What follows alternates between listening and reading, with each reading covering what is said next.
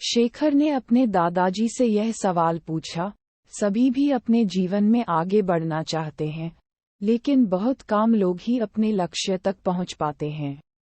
अगर अपने लक्ष्य तक पहुंचना है तो क्या करना चाहिए? शेखर स्नातक अंतिम वर्ष का छात्र है और प्रतियोगिता परीक्षाओं की तैयारी कर रहा है। उसके दादाजी प्राइमरी स्कूल से रिटायर्ड शिक्षक हैं।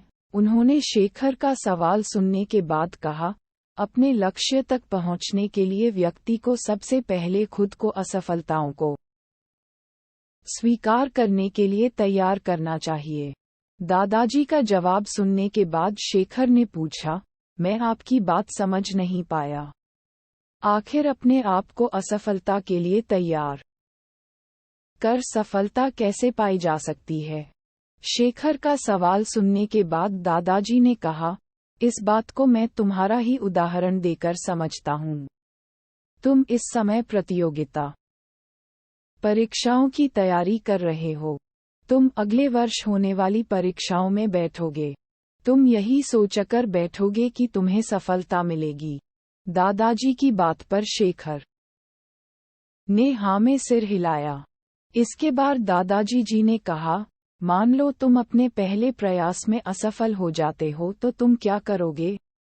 शेखर ने कहा, मुझे बहुत निराशा होगी। मैं तैयारी में अपनी तरफ से कहीं कमी नहीं छोड़ रहा हूँ।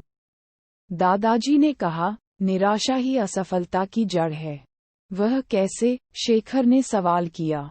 दादाजी बोले, तुम्हें लगता है कि तुम्हारी तैयारी मुकम्मल है, लेकिन परीक्षा तो दूसरे की इच्छा पर निर्भर है।